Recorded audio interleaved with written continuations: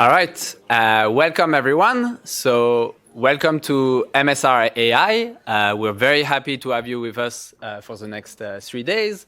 I think we have a really nice scientific program put together for you.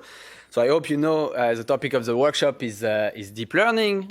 So I think many people in the room agree that it's one of the great theoretical challenge of our time to understand what is actually going on in deep learning. And what we're trying to do here is to bring different perspectives on the problem, both core machine learning, but also mathematics and theoretical computer science. Okay, so before we start with the actual scientific program, I have a couple of logistical comments to make. The first one, I guess the most important, is the Wi-Fi. So you have the instructions over there, and the password is MS-event empty set 12TG. Okay, it's written here. Another thing, if you guys want, during the break to find a whiteboard or a table to work with people, the two rooms next door are lounge rooms for you to use. So, feel free to go there. You can't enter the main building by yourself. You need someone with a badge to swipe you in. So you can ask one of the nice ladies of the registration to help you get in, or you can ask Ilya and I, and we'll help you. You can also just go to the reception and tell them that you're registered at the AI Institute, and they will let you in. For the lunch today and tomorrow, it will be outside. There are tents set up. Today, we will also do a group picture outside. So, just at the end of the first session of this morning, don't escape, follow me, and we'll go take a group picture. And finally, the last logistical thing is we have a reception at the Chiuli Museum tomorrow night. That should be really nice. So, you're all welcome to attend. I highly recommend it. There will be a bus leaving from here at just after the last session. If you're internal, please try to get there by yourself rather than taking the bus because it's limited space. But, if you can't do it otherwise, you're welcome to come in the bus. Okay, so that's all I had to say about logistical things. So now it's my great pleasure to introduce our first keynote speaker, Peter Bartlett. So Peter is a professor of computer science and statistics at UC Berkeley. He's also the associate director of the Simons Institute for the Theory of Computing for now a year or more. But more importantly, he has been a leader in learning theory for several decades, I guess now. And he has written a book on theoretical foundations of neural networks 20 years ago. Okay, so deep learning is not exactly news to him, and I'm looking forward to see what perspective he will tell us about. Okay, please join me to welcome Peter.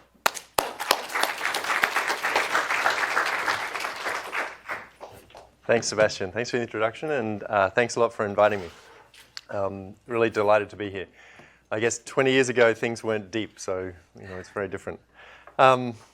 Okay, so this is joint work. The main substance of my talk is joint work with Phil Long at Google, Gabo Legoshi in Barcelona, and Alexander Sigler, who's a PhD student in statistics at Berkeley.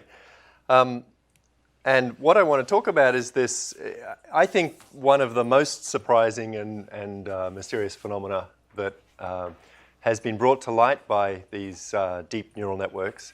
And it's this observation that these networks can be trained to give zero training error for regression loss. So they're really interpolating the data and still perform pretty well in their predictive accuracy. And I guess the striking thing, all real problems are noisy, but the striking thing is you can add more noise and still have reasonable performance of these things. So this is a plot from a paper, a bunch of guys at Google a couple of years ago, looking at a particular image classification problem. So this is Cipher 10, and on the top plot, the y-axis is showing how many passes through the data is needed to get a perfect fit for three different architectures. And on the x-axis is the amount of label corruption. So over here is the actual Cipher 10 data, and over here is where the labels are randomly chosen from the set of size 10. And you see that it takes a little longer to get to a perfect fit as you have more noise. Down here is showing test error on the same x-axis.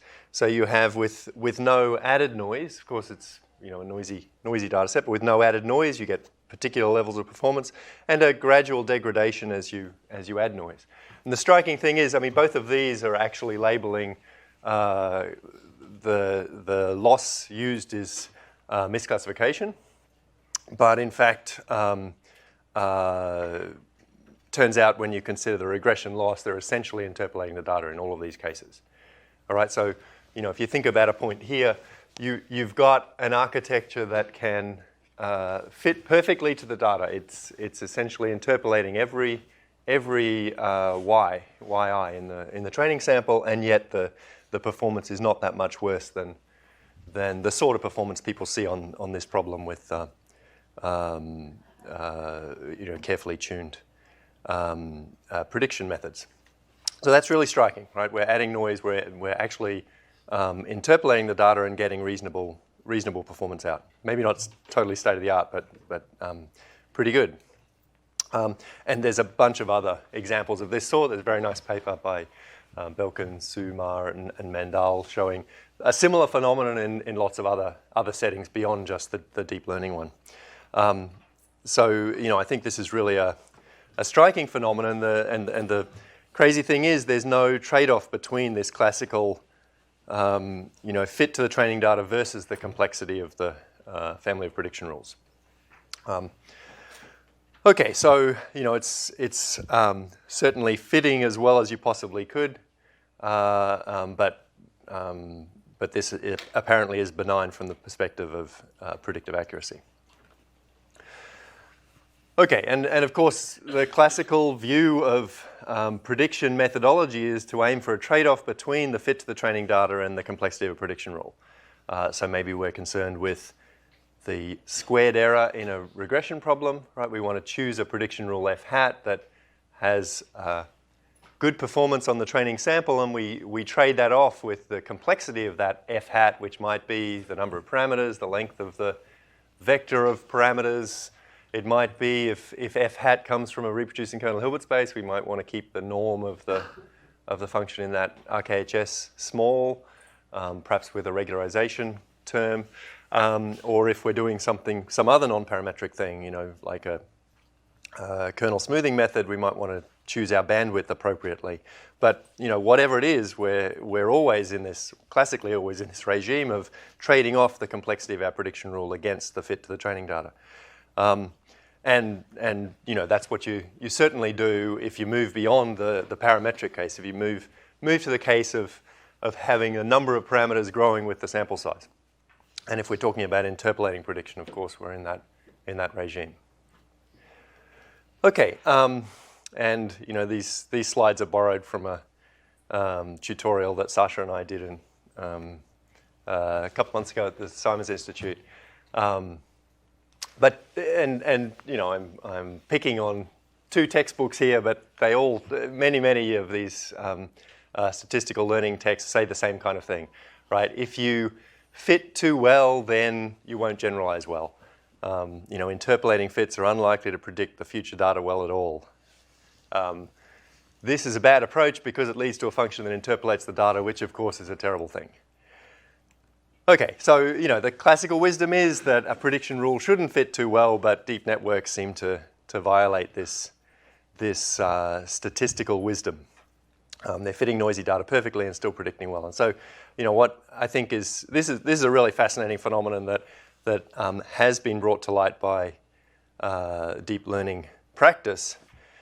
I want to say a little bit about some of the previous work in this direction and some of the history. So this is something that came up at the program on machine learning 2 years ago at the Simons Institute.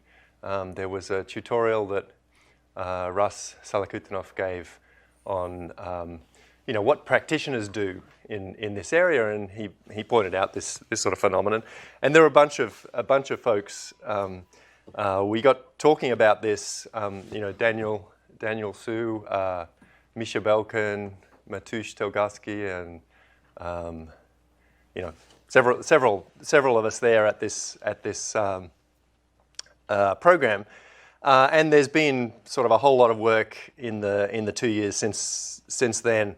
I think it's really quite a fascinating observation. So the first that I think came out of this was this work of Belkin-Su and Mitra, looking at nearest neighbor-like methods. So of course, one nearest neighbor is an interpolating prediction rule, right? You pick the label of the nearest neighbor, you're getting the training sample labeled exactly right. If you don't have any 2 points in the sample the same. But it doesn't have this property, this property of near optimal predictive accuracy. You get within something like a factor of 2 of the Bayes risk with the nearest neighbor rule. But this paper showed that you could do something similar, a simplicial sort of interpolation, right? So divide things up into simplices defined by the training sample and then pick a linear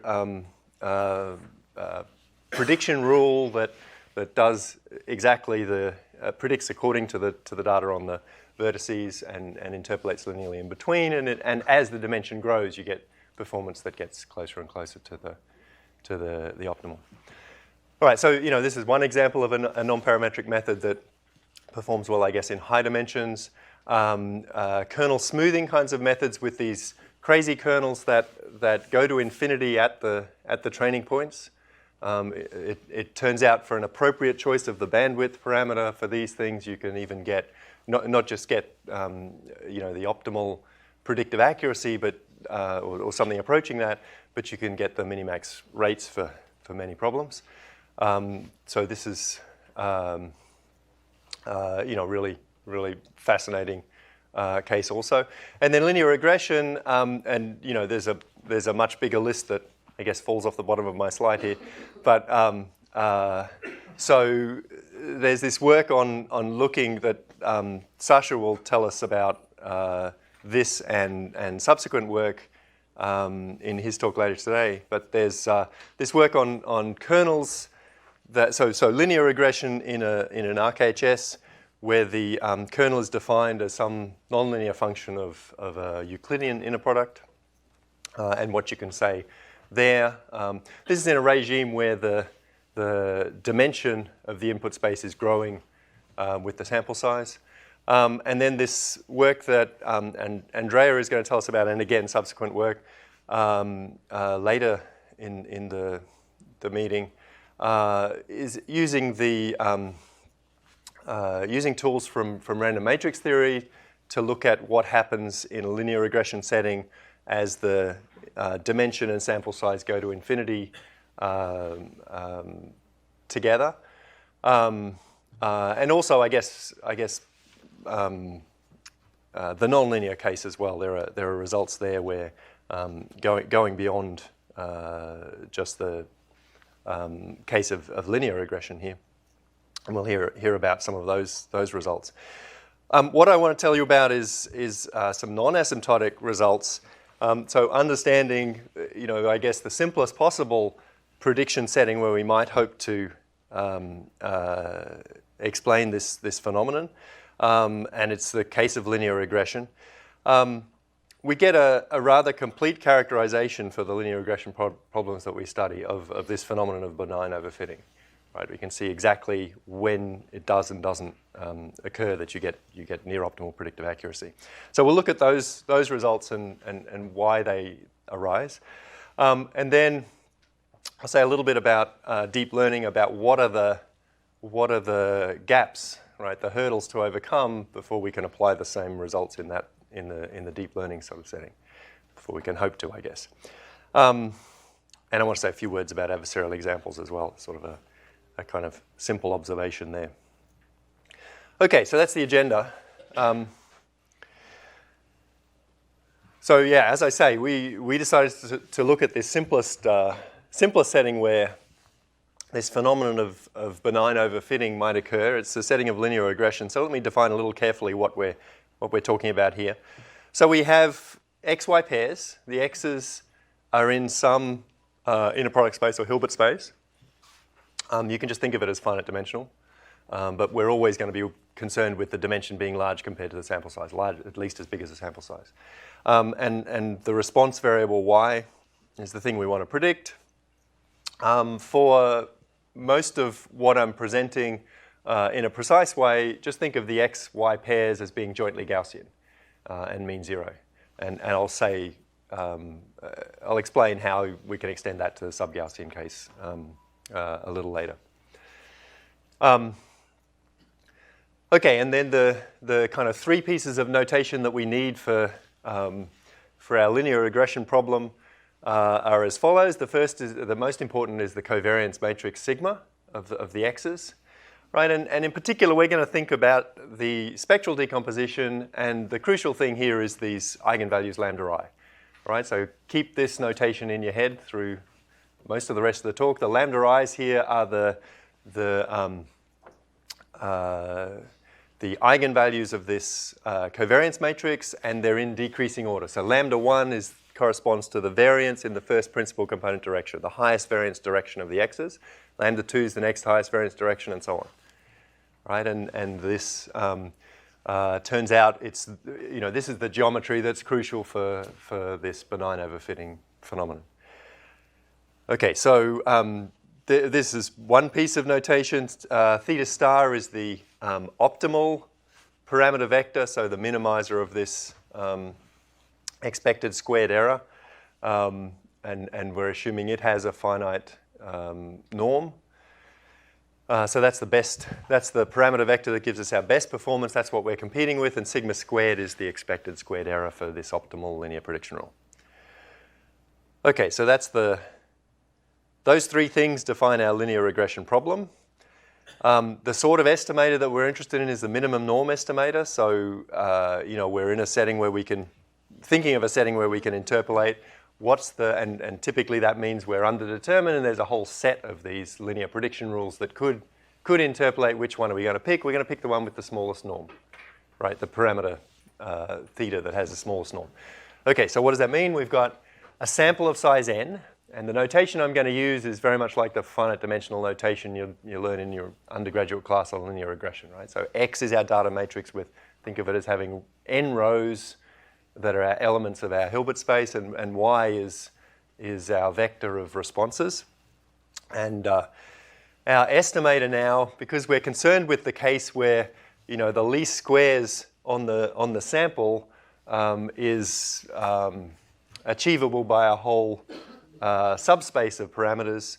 So we're interested in the minimum norm parameter that achieves that squared error on the sample. Okay, so that's our theta hat, and it's the solution to these underdetermined normal equations that has minimum norm. So we replace this X transpose X is rank deficient. We pick take the pseudo inverse of that. So we're picking the smallest norm vector that satisfies those normal equations. Okay, so that's what our estimator looks like. It's X transpose X, pseudo inverse X transpose Y. The kind of criterion we're concerned with for these problems is the excess prediction error, right? So we want to compete with the optimal prediction error, this min over all theta of this expected squared error, and we're interested in the excess risk that our theta hat achieves. Of course, that optimal prediction error is achieved by this theta star, so we're interested in that difference, and the quadratic loss is beautiful to work with. The cross terms vanish. We end up with something that's just this quadratic form in the error of our parameter estimate, right? So it's theta hat, our parameter estimate, minus theta star, the optimal thing, and it's norm squared in this sense, defined by the sigma matrix, the covariance matrix.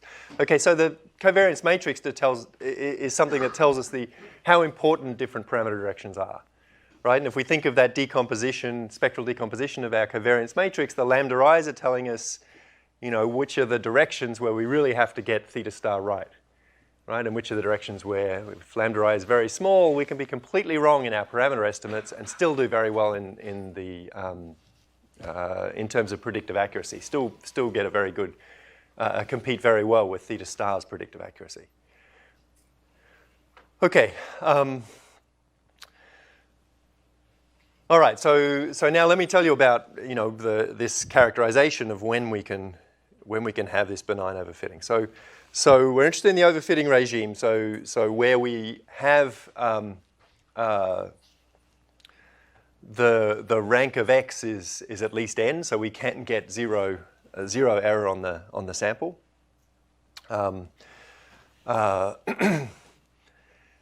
And that means that we're nailing it on every example, right? For each I, yi is equal to xi transpose theta hat. Okay, and the question we're asking is, when can we take all of the label noise that's in these y's and inject it into the parameter estimate, the theta hat, in this sort of a way, and still have good predictive accuracy on subsequent xy pairs, in terms of the expected squared error. Okay, so here's the theorem. And it says for any linear regression problem, so what's really crucial here, as I said, is the eigenvalues of our covariance matrix sigma. Lambda n greater than 0 just means we can interpolate. So there are two notions of effective rank of matrices that pop up here, and I'm going to define them in a moment. So, they're this little rk and another rk that arises later. The idea is we consider the k heaviest directions of our covariance, so the biggest values of these lambda k's, they define certain directions. We're going to ignore those heaviest directions and concentrate on the tail of the covariance matrix. So look at the subspace that's orthogonal to the highest variance directions. And there's a certain dimension of that subspace we consider. It's this k star that's defined in terms of a certain effective rank. We'll see what that is later on. So after we ignore the first k star highest variance directions, then we have the effective rank of the covariance matrix in all the other directions. That better be large compared to n. So the excess risk that we see is bounded by, this term is a kind of a classical thing, not so interesting. This is the term that arises from taking all the noise in our labels and putting them into our parameter estimates. So we better have the k star up here small compared to n, and we better have the effective rank, defined in a certain way, large compared to n, in order to have that excess risk small. So it's a high probability upper bound. There's a matching lower bound in the sense that second term, the interesting one, can't be improved by more than a constant. And the first term, you can show that this R0 of sigma needs to be small compared to n. Modulo a log factor, it's saying this ratio between R0 and n can't be too big or you're in trouble. All right, so in some sense, every term here is essential. But in particular, the most interesting one is the impact of the noise in the labels on the predictive accuracy, and it's this k star over n plus n over rk star. Okay, so what are these mysterious rk's? It's the effective rank of the covariance matrix in the subspace that's orthogonal to these heaviest k directions. So we're looking at the tail of the covariance matrix, right? These smaller principal components. And these little rk and capital RK are defined like this.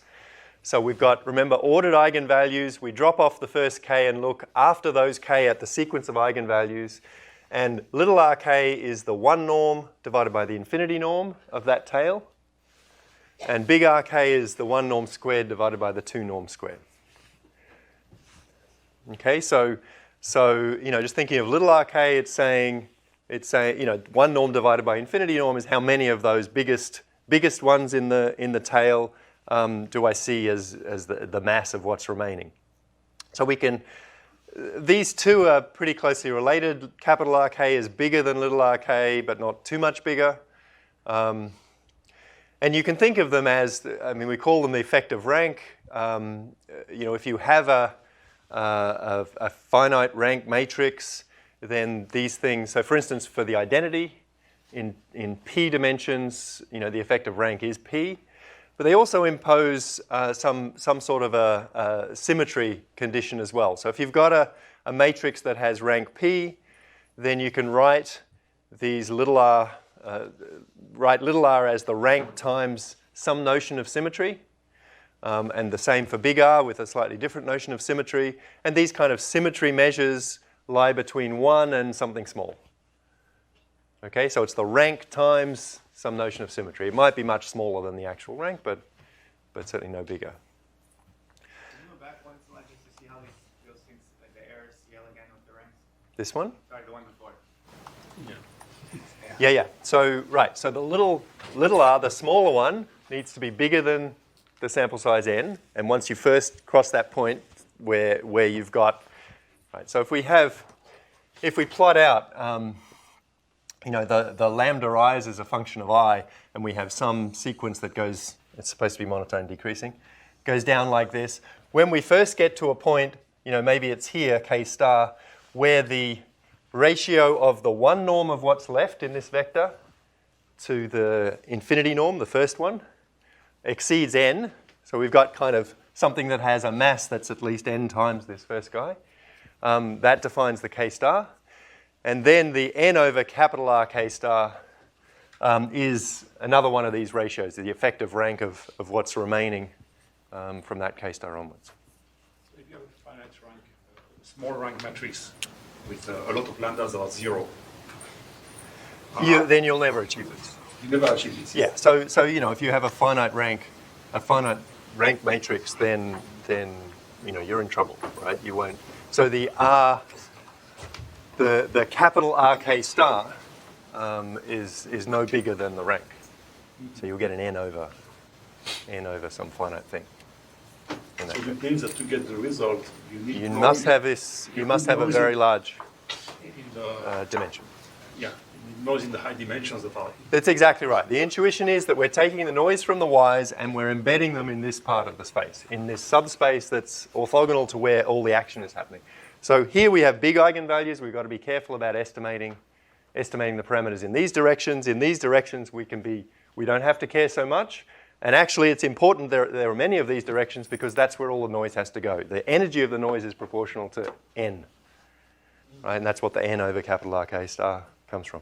Well, I'll get into that in a bit more detail. So basically, the idea is that you have a lot of noise, but a big part of it is benign, and the rest you'll be able to control.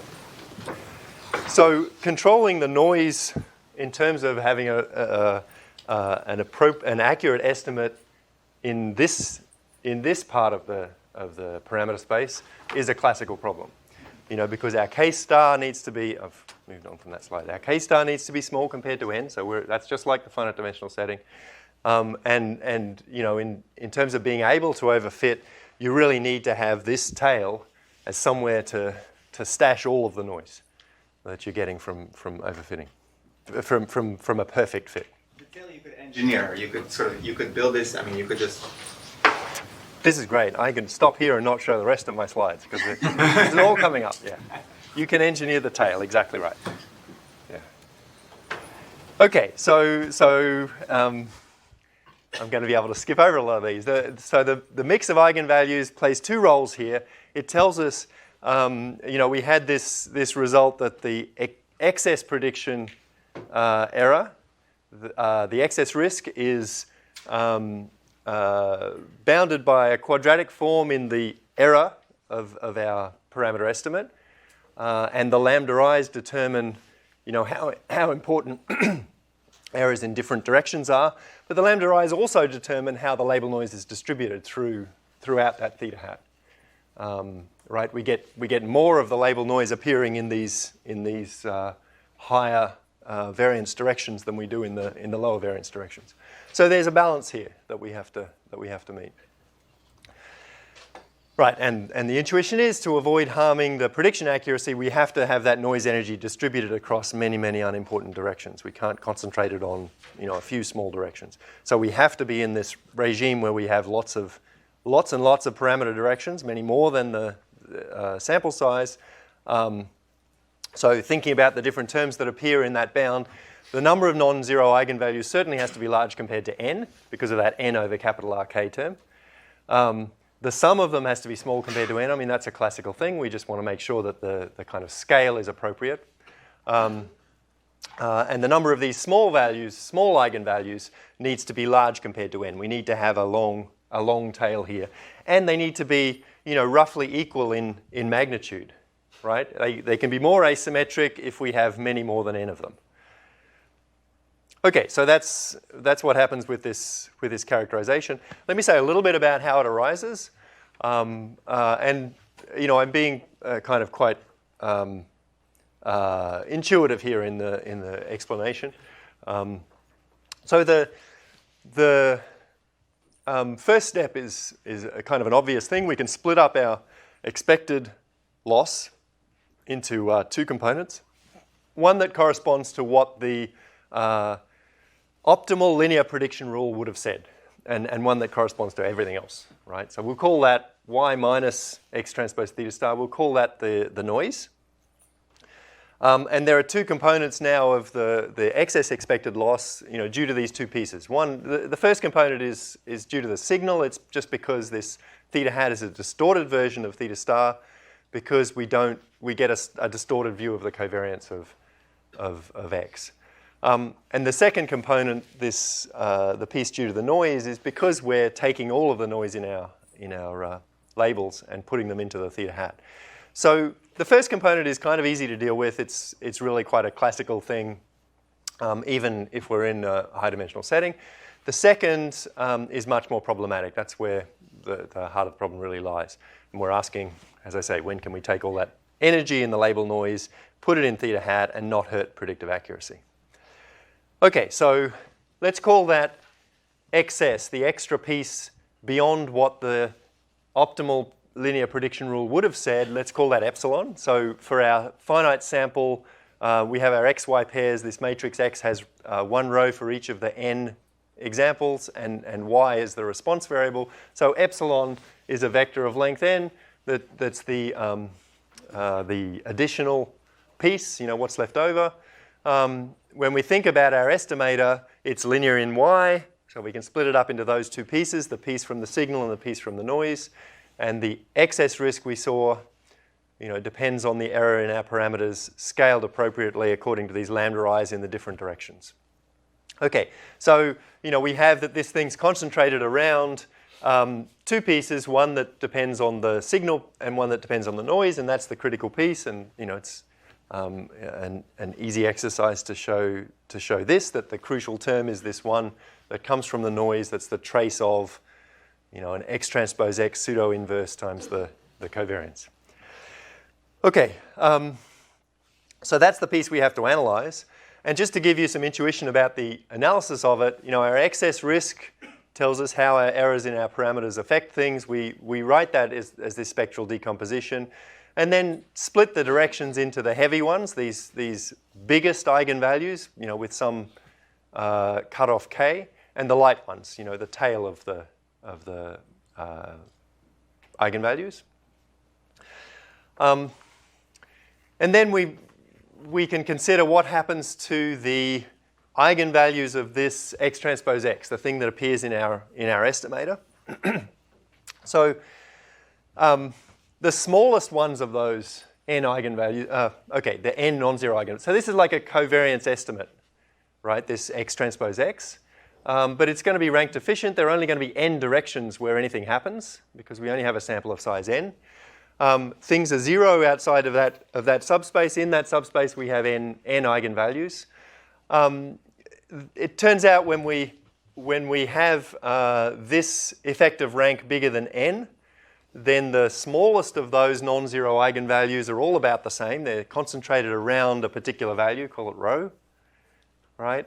So once we hit that threshold, then things are nicely concentrated. And the big ones are concentrated as well, but they're sort of easy to deal with. Okay, so once we hit that threshold, then all of the non-zero eigenvalues are under control in some sense.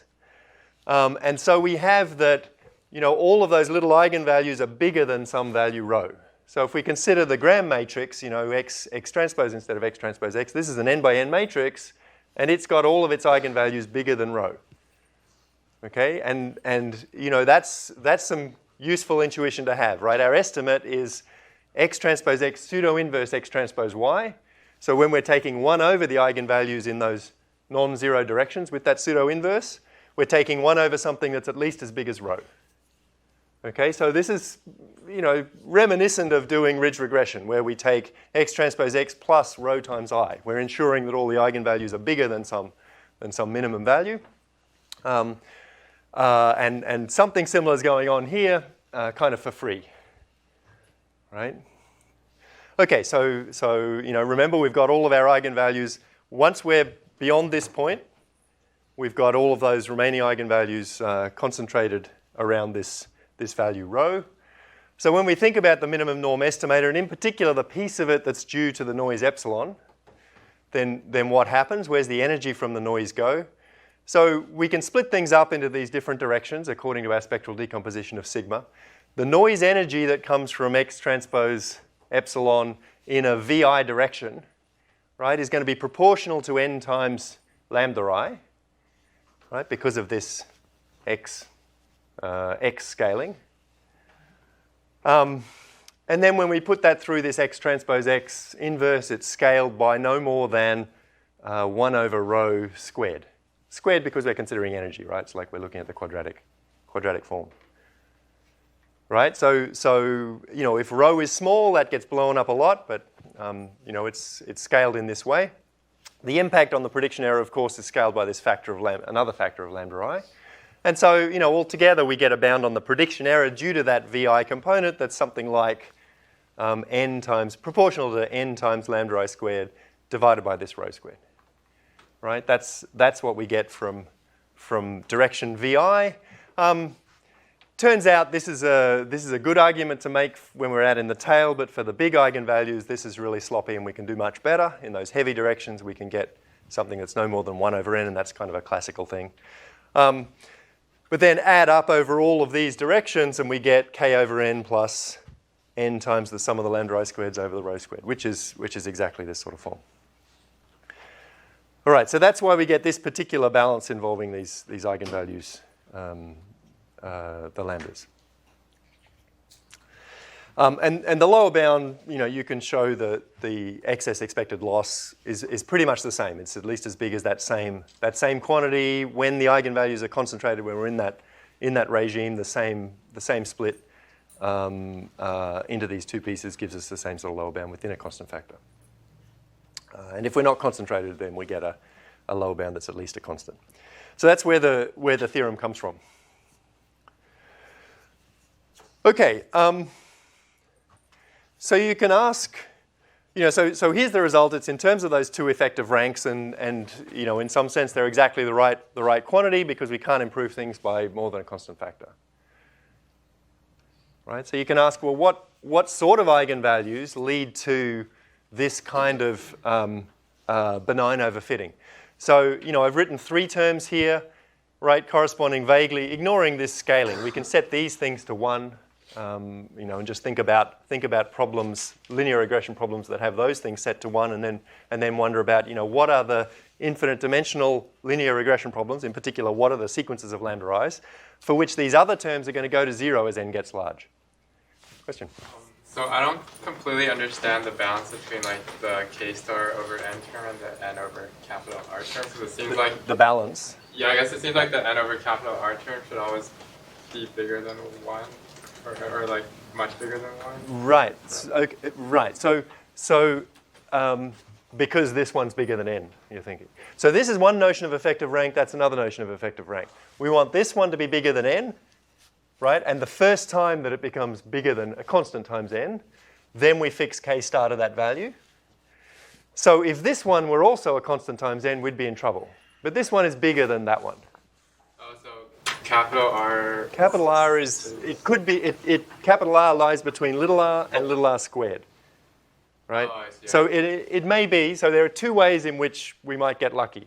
One is that the first k for which this thing is bigger than n, it's actually it's way bigger than n, right? And then this thing is even bigger. And then we're in good shape. But even if this one is roughly order n, this one could be as big as little r squared. I see. Right? But it's not always. If we have this very symmetric situation where they're about the same. Another question? Strictly improve upon previous bounds on linear regression, or is there like regimes where it's worse? This is not something that anybody doing linear regression has studied before, right? It's a bizarre thing to do, to be interpolating the data. So this sort of term, I don't think.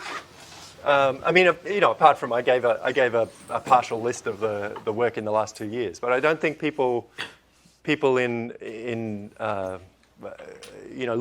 studying linear regression, you won't find this kind of a phenomenon studied, because being in this regime where you're fitting to the noise is something that nobody has considered as sensible until the deep learning kind of practitioners came along.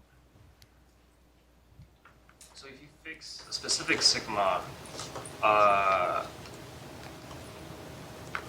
so you're saying like there's no work previously that studies the problem, like, I don't know, you fix sigma to be identity, or I don't know, like, I mean, like, there's like, for example, like this early stopping literature that looks at the eigenvalues and like looks at, if you do early stopping, how does it compare to Right.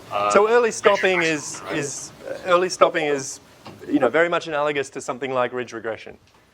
Right, where you might be in a non-parametric setting. You might be in a setting where the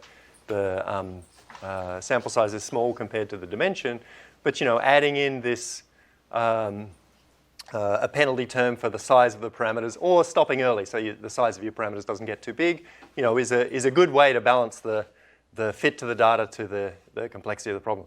Here we're not doing any sort of balancing of the fit to the data to the complexity of the problem, because the fit to the data is perfect and can't be improved at all. Right? And that's what I mean. That's the sort of regime where people have not thought about it, because I mean it's not I guess one other thing, at a higher level, I'm not advocating for, in a linear regression problem, taking a perfect fit to the data. Right? It's not clear to me that you won't always get a better predictive accuracy from adding some regularization in. Right? This might be, an inadmissible prediction rule in that sense. Right? All I'm trying to do is understand, perhaps the simplest possible setting where interpolating is not a crazy thing to do. Just to make sure I understand well, I'm going back to the engineering thing. Suppose you have a normal linear regression problem. Yeah. You are adding plenty of dimensions with a small, relatively irrelevant noise. Right. Effectively, what you're adding a ridge. Exactly. You're exactly doing that. So we'll see an example like that in this. And so the question now is setting. what to add and how the shape should be to actually do Exactly. that. Great. Okay, so you can ask, if we're in the infinite dimensional setting and we want these three terms to go to zero, we can ask an asymptotic kind of question. When do they go to zero as the sample size grows? So we can define something as, our infinite dimensional, our covariance operator is asymptotically benign if these three terms all go to zero as the sample size grows. Excuse me. Okay, so if you think about lambda i's that decrease like I to the minus alpha, yeah. How much of this is because of like you're measuring your error in L2 versus something like L1? Like everything's dependent on L2 here. Yeah. I mean, we're using all of the. It's like you're spreading out the mass. L2 is kind of beautiful from this for this analysis. It's very particular to L2, right? This is very particular to L2. Yeah, that's right. So, if we were to pick the minimum L1 norm estimate, then, we're working with quite a different thing. Are you fixing the B, like the universal coefficients B and some other stuff when you take B? So these are universal constants, the B and the C. Is that what you mean? Yeah. Like so it's not like for any B you have this. No. For a particular B you have No. this. B and C are absolute constants. And for any linear regression problem, K star is defined in terms of that B. And I'm being sort of sloppy here, writing a C and a 1 over C. There are just constants here, right? So think of C as some absolute constant bigger than 1. So are they like Ooh, it's B? yeah. B depends, in the sub-Gaussian case, B depends on that sub-Gaussian constant. So it's, but yeah, I don't recall what it is for the Gaussian case.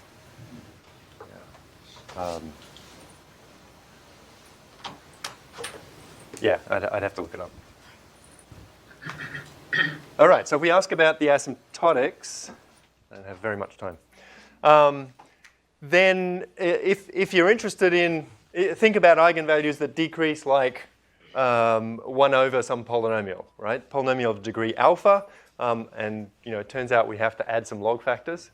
Then you can show that you have this nice asymptotic behavior if and only if this alpha is 1 and the beta is big enough to have things converge, right? To have the sum of the eigenvalues finite.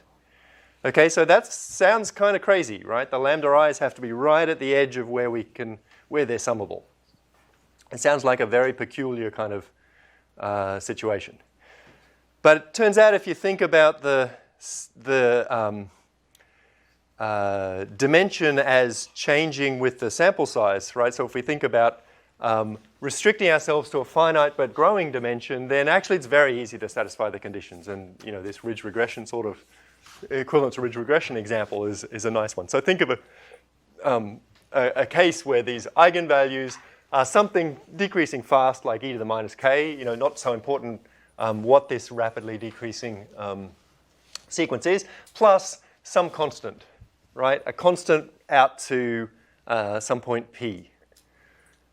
So then this thing is benign, so has this asymptotic, satisfies this condition that asymptotically the excess risk goes to 0, as long as we've got a dimension that's big compared to the sample size, and as long as the energy in this constant piece, this epsilon piece, is small compared to the sample size.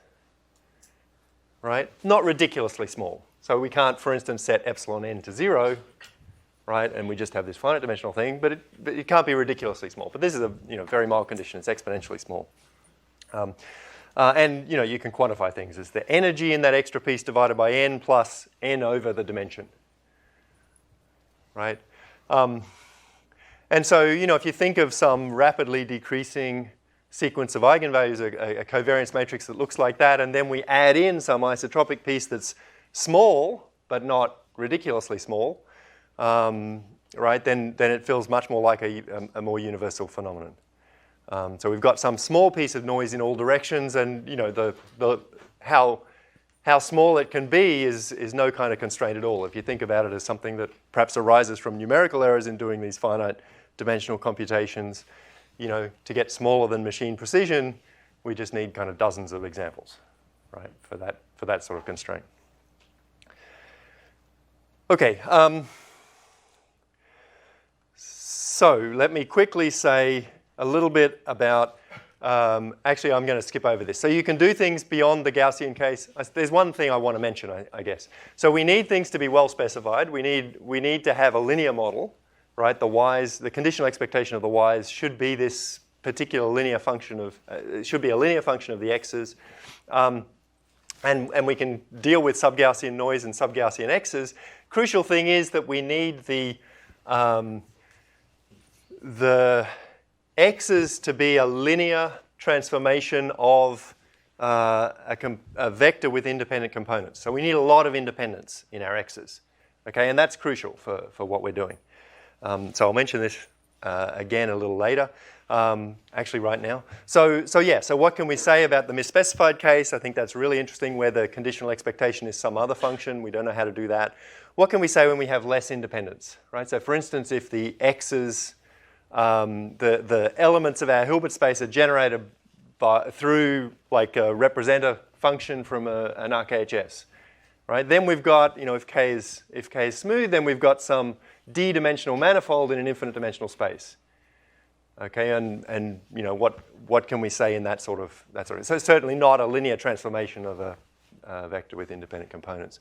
And there's some evidence that we really do need more independence than this sort of thing provides. So there's this paper that Sasha and his student have that show a particular example where you cannot get near optimal predictive accuracy in a fixed dimension space, where you take a fixed dimension transformed through a kernel.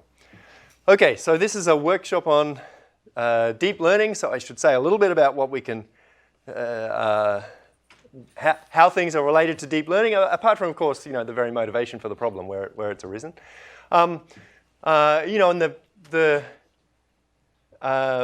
short version of the story is not very much, right? So there's a whole spate of recent work on viewing neural networks, deep networks, as through their Taylor expansion about the initial random choice of parameters. Okay, so think about, if you have a wide enough randomly initialized network, then, under appropriate conditions, you can show that the gradient descent dynamics converge really quickly to a minimum norm interpolating solution with respect to a certain kernel. So if we have a 2-layer thing with some initial parameters here and some nonlinearity sigma, then you can define a kernel that's based on this inner product in the input space and sort of a component-wise product of kernels. And so you can think of it as a linear class of functions. But there are no generalization results for prediction rules of this kind that interpolate noisy data in this sort of a setting. Although we're going to hear about the asymptotic results of this form, I think, in Andrea's talk later on. Okay, so what doesn't apply in the non-asymptotic case? I thought I had it on. Okay, so what doesn't apply is we don't have the independence, right? We don't have sufficient independence in that case. I do have it. Right. So what can we say about the realistic case? We require independent components for the a linear transformation of a vector with independent components for our analysis. Okay, so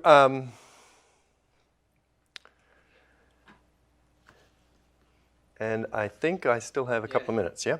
Okay, so I want to say just really a simple observation about adversarial examples. If we're thinking of, and again skipping back to the linear case, all of the label noise is being injected into the parameter estimates, the theta hat.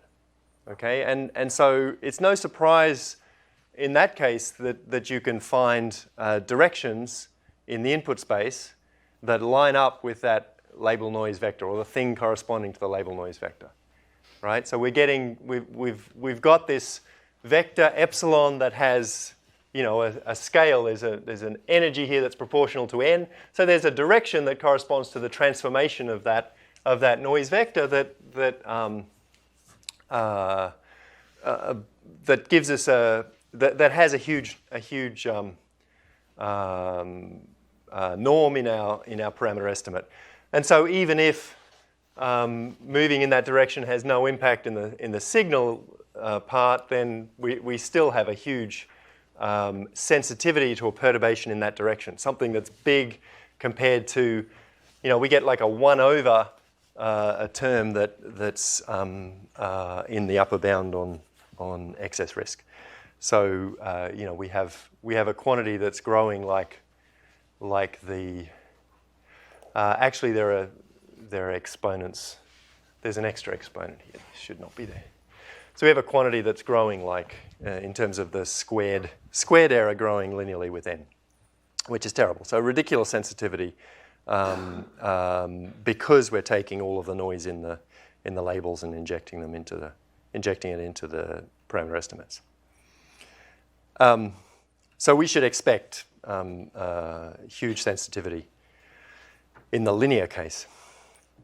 Okay, so just to finish, some open questions. What happens between this interpolation regime, or what happens, for instance, when we add a little bit of regularization? Is it true that we can always improve things with a bit of regularization? I think that's very interesting direction. Which I guess means me. On the previous slide, I mean, you're saying that you have this lack of stability, but on the other hand, the idea was that, you should get generalization. So right. So this says that we can find a direction so that if we perturb our inputs in that direction, we have a huge sensitivity in our predictions, right? Our predictions can change by an enormous amount. the fact that this can happen even though we have a small excess risk means that that direction is happening in a, perturbation is necessarily in a direction where we never see any significant variance, right? So this is an unnatural, by definition, an unnatural example. It's one that's very unlikely to see. Is that the question? Yeah. Yeah, good point. Okay, and I guess key thing is understanding what happens with deep networks, how we can extend things. What's the analog of this minimum norm linear prediction rule for realistic deep networks? And of course, this is a function of the optimization method. I think that's really fascinating. And what implications does it have for regularization approaches for these networks? And for robustness. I mean, I think the adversarial example case is really instructive. All right, so just to sum up, this is a setting that's far from this classical regime of a trade-off between fit to the training data and complexity. The kind of summary of the result is we need this long, flat tail of the eigenvalues of our covariance matrix to get a minimum norm interpolant predicting well. So we have to have this high-dimensional subspace where we can hide all of the label noise in our parameter estimates and have it not affect our predictive accuracy. Lots and lots of unimportant parameters. But one consequence is we get huge sensitivity to adversarial perturbations. But I'll stop there.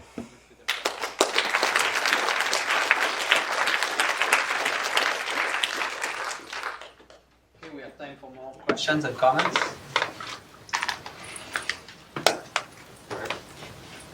So how does this problem relate to just like kernel learning with a specific kernel? So I guess here you're estimating the covariance matrix from samples. But suppose you have a kernel, and suppose you don't really know what the underlying function is. It can be any function. And the function, of course, can decompose into its eigencomponents in the kernel you have chosen. So can you say anything in that problem setting with the results you have here? Right. So the short answer is no, not in this with the tools that we have. What we're relying on in the case where so the results that I presented for jointly Gaussian XY, in that setting it's entirely these second moments of the x's, right? The sub-Gaussian setting, what we need there is a linear transformation of a vector with independent components, right? And the x's that we see there are sub-Gaussian, satisfy. Look in any direction and we get these nice behavior of the tails. That's very different from taking, kernel function of x, dot, because that's giving us a d-dimensional manifold in an infinite dimensional space typically, right? Which is very far from that sort of assumption. So there is, there's sort of reasons to be hopeful and reasons to be pessimistic in that sort of setting. So I mentioned a result that Sasha has, a negative result that's if you take a Laplace kernel in a fixed dimension, right? So you're mapping from some constant dimension into this infinite dimensional space defined by this e to the minus x minus y, norm of x minus y. Then you get, then you can show a lower, or they show a lower bound on the excess risk in that case, right? You can't get below a constant for constant dimension. As the dimension grows, that lower bound very rapidly decreases. But for a fixed dimension, you really do have problems with that requirement for independence. I guess you can think of it that way. I'm sorry? That would just say that you shouldn't use a Laplace kernel, but it doesn't say anything. That's true. It's only for that one kernel. There are positive results, but they're sort of asymptotic. As you increase the dimension of the input, then good things happen, right? And Andrea and I think Sasha are going to tell us about those. But yeah, the sort of machinery we have for getting non-asymptotic results, I don't know how to extend it to that sort of case. We rely on a lot of independence. So maybe a quick question about the adversarial examples. In this case, it's easy to make your regression rule to be robust to the adversarial example, because you can detect if you. So it's quite. Yeah. It is. Yeah.